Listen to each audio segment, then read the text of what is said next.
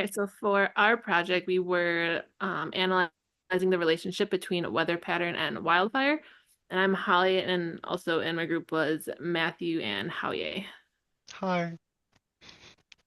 So the questions we were looking to answer were if we could identify the causation factors in years of elevated wildfire activity based on weather data trends, if we could predict periods of extreme winds that pose elevated fire risks, and what trends could be valuable for wildfire prediction or forecasting fire season severity. So for our methodology, we clustered the fire detections into distinct events. So that kind of just reduced the events that we were looking at. We had custom spatial integration just to match the fire events with the nearest NOAA weather stations. And then we had multi-stage data processing workflow. So we took the raw data, we kind of did the event clustering, looked at the feature engineering, and then we created our models based off of that. And the tools we used were GitHub for version control. And then within Python, we had pandas for data manipulation, NumPy for numerical computations, UMAP for dimension reduction, HDB scan for clustering classification, and XGBoost for predictive models. So for our feature engineering, we used a pretty broad set of features. This is actually the results of our decade-wide analysis of feature importance. As you can see, there was no one standout feature that was really all that important for being predicted for fire intensity. We divided this up into several categories. For precipitation, we have total rainfall and drought days. For wind, average and maximum wind speeds. Humidity, we looked at dew point measurements. We derived our own metric for a temperature precipitation ratio to analyze drought. And then we also analyzed different temporal relationships, adjusting the look back period to 30 days and other lengths.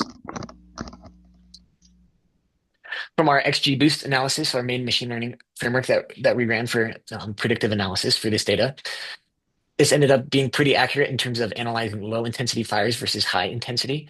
For this project, fire intensity was defined by a metric called FRP, which is fire radiative power, and that is from the satellite data, captures an image of the fire and essentially, uses intensity of different light patterns in the image to determine how intense the fire is.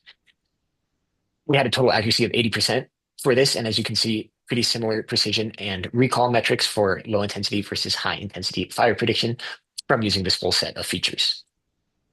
Some of our results from XGBoost analysis, as you can see, even though there was no standalone feature, we did get some expected results in terms of those really high standout intensity fires.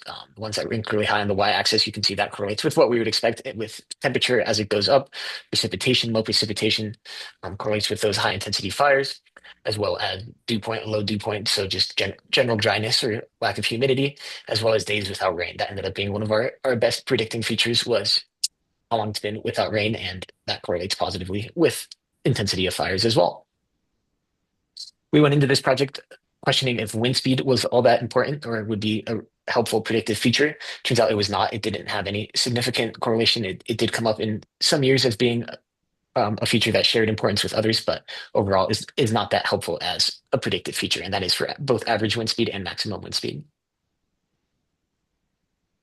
On the other hand, I took a different approach using dimension reduction and clustering. The idea is to first perform clustering with HDB scan, then perform cross-analysis against the wildfire stats to discover some association between certain clusters and fires. And then we'd be able to identify and characterize the clusters that have abnormally high fire rates. Could you go to the next slide, please? Here we use UMAP to reduce the dimension of GSAW data to 2, so we can visualize it here. As you can see, most of the weather observations fall into two archetypes in cluster 55 and 31, and each consisting of more than 300K samples, and that establishes a good baseline for us. Could you go to the next slide, please? And here we identify the clusters with the highest fire rates, 35 and 49, and use a radar chart to compare their features to the baseline clusters. And we can see that each of the baseline clusters have very minute difference between one of the high fire rate clusters. So it was not accurate. Comparing results with math, I would say that it is the wrong tool for the problem statement, where it's better fit by predictive modeling. Could you go to the next slide, please? And we saw that there were slight positive correlation between temperature, days without rain, and fire intensity. And we saw that wind speed isn't the best predictor, nor is any single feature. And to talk a little about how we can apply this in the future, we expect to inform building codes and fire-resistant infrastructures with our insights and be able to integrate our findings into larger climate models as an expert model to predict fire risks. And that is all from us. Thank you so much for your time.